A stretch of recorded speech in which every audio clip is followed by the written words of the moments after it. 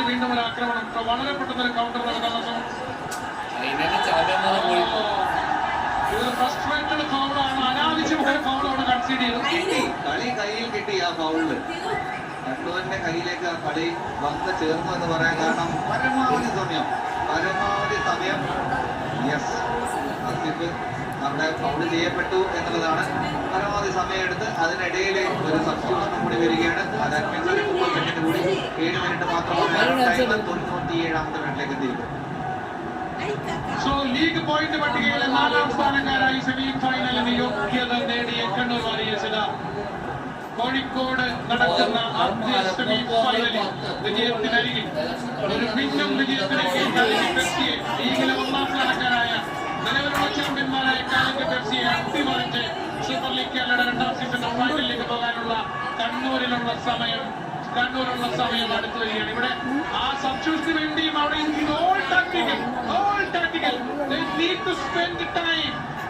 അവിടെ ഒരു Asir Gomez അവിടെ ഷിജിനെയാണ് മാറ്റാനിരുന്നത്. പക്ഷെ അതിനിടയിൽ അസീർ ഗോമസിന് ചെറിയൊരു പരിക്ക് വന്നു. അതുകൊണ്ട് തന്നെ അത് ഒരു ഫോർമറിനെ മാറ്റി സാമിനെ ഇറക്കണോ എന്നുള്ള ഒരു സംശയം ഉണ്ടായിരുന്നു. പക്ഷെ എന്തായാലും കരീം സാം തന്നെ കളിക്കളത്തിലേക്ക് വരുന്നു. അതേ സമയത്ത് അസീർ ഗോമസ് ആണ് സബ്സ്റ്റിറ്റ്യൂട്ട് ആയി പുറത്തേക്ക് പോകുന്നത്. അസീർ ഗോമസിനെയാണ് സ്ട്രെച്ചറിൽ പുറത്തേക്ക് കൊണ്ടുപോകുന്നത്. കണ്ണൂർ വാരിയേഴ്സ് ആക്ച്വലി സെമി ഫൈനലിൽ ക്വാളിഫൈ ചെയ്ത ആ ഒരു മൊമെന്റ് ഞാൻ ഓർത്തുപോവുകയാണ്. കാലിക്കറ്റ് FC തിരുവനന്തപുരം കൊമ്പൻസിനെതിരായ കാലിക്കറ്റിന്റെ അവസാന ലീഗ് മത്സരം, തിരുവനന്തപുരം കൊമ്പൻസിനെതിരെ കാലിക്കറ്റ് തോൽക്കാൻ പോയ മത്സരം, അവസാന മിനിറ്റുകളിൽ ഇഞ്ചുറി ടൈമിൽ 2 ഗോളടിച്ച് തിരുവനന്തപുരം കൊമ്പൻസിനെ കാലിക്കറ്റ് തോൽപ്പിച്ചതോടെയാണ് അന്ന് കളിക്കാതിരുന്ന കണ്ണൂരിലെ ഹോട്ടൽ മുറിയിൽ സെമി ഫൈനൽ പ്രവേശനം ആഘോഷിച്ചത്. തിരുവനന്തപുരത്തിന് പുറത്തേക്കുള്ള വഴിയുമായിരുന്നു. അന്ന് ഈ ചോദ്യം ഞാൻ ഉന്നയിച്ചിരുന്നു. കാരണം കാലിക്കറ്റ് ഒരു ഡ്രോ മതിയായിരുന്നു. ഡ്രോ ആണെങ്കിൽ കണ്ണൂർ സെമിയിൽ എത്തില്ലായിരുന്നു. പകരം തിരുവനന്തപുരം കൊമ്പൻസ് എത്തുമായിരുന്നു. അന്നൊരു ഡ്രോ മതിയായിരുന്നു. എന്നിട്ടും ഒരു ഗോള് അവസാന നിമിഷം. അന്ന് അവസാന നിമിഷം 102ാം മിനിറ്റിൽ ഗോൾ അടിച്ച് ജയിച്ച് തിരുവനന്തപുരം കൊമ്പൻസിന്റെ വഴിയടച്ച് കണ്ണൂരിന്റെ വാസ്തവത്തിൽ സെമിഫൈനലിലേക്ക് കൊണ്ടുവന്നത് കാലിക്കറ്റ്. അതേ കണ്ണൂരിന്റെ കൈകൊണ്ട് ഇതാ കാലിക്കറ്റിന്റെ വിധി എഴുതപ്പെടുകയാണ് ഇവിടെ സെമി ഫൈനലിൽ. നിലവിൽ 98 മിനിറ്റുകളും പിന്നിടുന്ന മാച്ച് ക്ലോക്കിൽ still Kannur warriors holding that crucial lead of 1-0 in the first semi-final. വിധിയുടെ വിളയാട്ടം എന്നല്ലാതെ ഇതിനൊന്നും പറയാൻ സാധിക്കില്ല. കാരണം ഇതെല്ലാം തുടങ്ങി വെച്ചത് കാലിക്കറ്റ് ആണ്. കാലിക്കറ്റ് തന്നെ കണ്ണൂരിൽ നിന്നും പ്രകടമേൽക്കുന്നു. So what a sad ending if Calicut lose this match. It's a kind of boomerang, I think. Kind of boomerang. Calicut FCയുടെ കുറിച്ച് പറയുകയാണെങ്കിൽ, റിസൾട്ടിനെ കുറിച്ച് പറയുകയാണെങ്കിൽ it's like a boomerang. അന്ന് കണ്ണൂർ ഹോട്ടൽ മുറിയിൽ നിന്ന് ചാടിയപ്പോൾ ഇന്ന് തിരുവനന്തപുരം ചിലപ്പോൾ ഹോട്ടൽ മുറിയിൽ നിന്ന് ചാടുന്നത്. അത് ഫുട്ബോൾ ആണെങ്കിൽ പോലും അങ്ങനെ പറഞ്ഞു പോകുന്ന ഒരു അവസ്ഥയാണ്.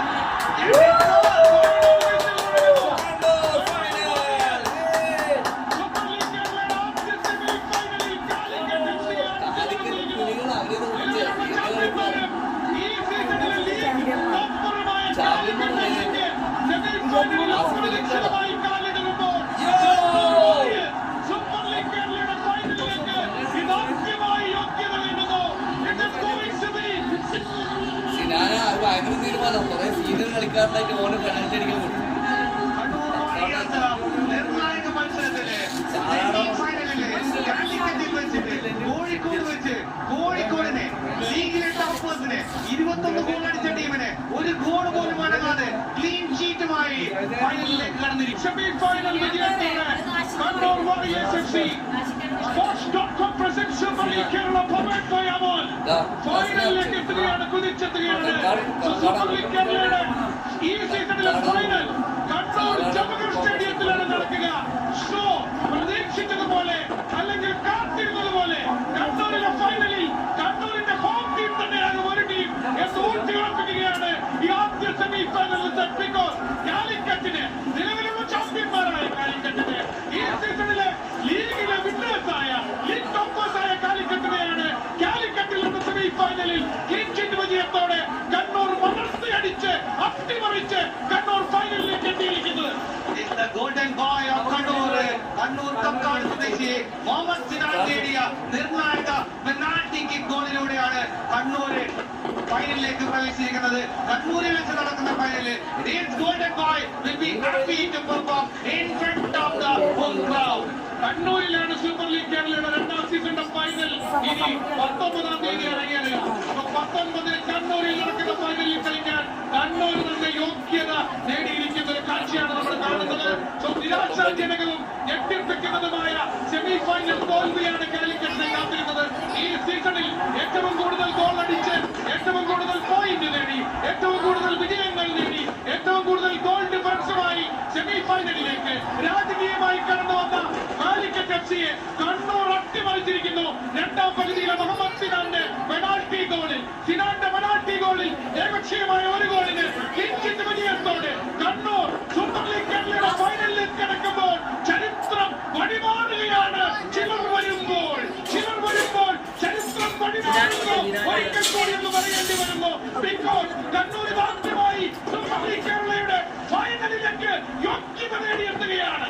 കണ്ണൂർ വാരിയേഴ്സ് അവരുടെ നിർണായക മത്സരത്തില് കഴിഞ്ഞ മത്സരത്തില് ആവശ്യമുള്ള സമയത്ത് അവർ വിജയം കണ്ടെത്തിയിരുന്നു. ഹോം മാച്ച് എല്ലാം നിരാശപ്പെടുത്തിയെങ്കിലും എല്ലാ മാച്ചില് ഈ ഒരു എലേ മാച്ച് കൂടി അവർ വിജയിച്ചു ചേർന്നു. തുടർച്ചയായ 4 എലേ മാച്ചാണ് ഈ സീസണിൽ കണ്ണൂർ വാരിയേഴ്സ് വിജയിച്ചത്. അതൊരു ചില്ലറ കാര്യമല്ല. ഹോം മാച്ചിൽ നിരാശപ്പെടുത്തി കളികളുടെ മുന്നിൽ അപമാനപ്പെട്ടു. എന്നിട്ടും തിരിച്ചു വരുന്ന ഈ ഊർജ്ജമുള്ള ഈ വാശിയേറിയ മത്സരത്തില് ഈ വാശിയേറിയ ഫൈനൽസിലേക്ക് സ്ഥാനം പിടിച്ച് കണ്ണൂർ ഹൃദയങ്ങളിലേക്ക് വീണ്ടും കണ്ണൂർക്കാരുടെ കേരളത്തിന്റെ ഹൃദയത്തിലേക്ക് സ്ഥാനം പിടിച്ചിരിക്കുകയാണ്. കണ്ണൂർ എന്നത് സെമി ഫൈനൽ വിജയം കണ്ണൂർ ഈ സീസണിൽ നേടുന്ന 4ാമത്തെ വിജയമാണ്. ഈ സീസണിൽ മത്സരങ്ങളിൽ കണ്ണൂർ പുലർത്തിയ ആധിപത്യം റെക്കോർഡ് ഇളകാതെ കാത്ത കണ്ണൂർ മത്സരങ്ങളിൽ തങ്ങൾ കരുത്തരാണെന്ന് ഒരിക്കൽ കൂടി അടിവരയിട്ട് തെളിയിക്കുകയാണ്. രണ്ടാം പകുതിയിൽ പെനാൽറ്റിയിലൂടെ അബ്ദുൽ ഗോമസിലൂടെ നേടിയെടുത്ത പെനാൽറ്റിയിലൂടെ അത് വലയിലെത്തിച്ചുകൊണ്ട് മുഹമ്മദ് സിനാൻ എന്ന കണ്ണൂർക്കാരനാണ് കണ്ണൂരിന്റെ ഫൈനലിലേക്കുള്ള വഴി തുറന്നത്. ഈ മത്സരത്തിലെ ഗോൾ ഉൾപ്പെടെ സീസണിൽ 4 ഗോളുകളും 2 അസിസ്റ്റുകളും കുറിച്ചു കഴിഞ്ഞ മുഹമ്മദ് സിനാൻ തീർച്ചയായും ഈ സീസണിലെ emerging player of the league എന്ന മത്സരത്തിലുള്ള ഒരു സ്ഥാനാർത്ഥി താൻ തന്നെയാണ് എന്നൊരിക്കൽ കൂടി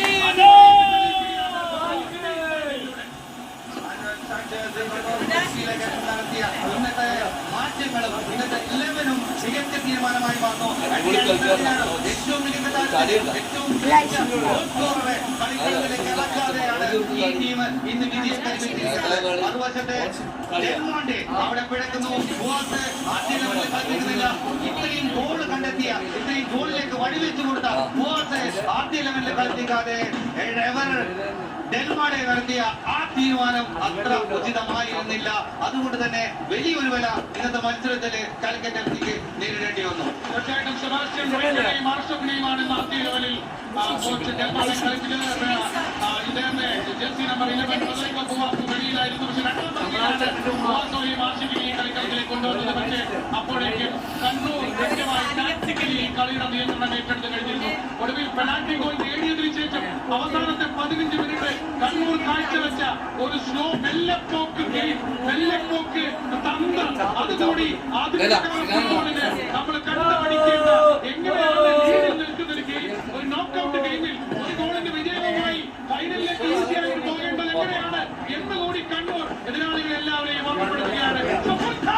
Here in the Calicut Corporation Stadium in the first semi-final, it is Calicut FC nil, Kannur Warriors 1. Kannur into the final.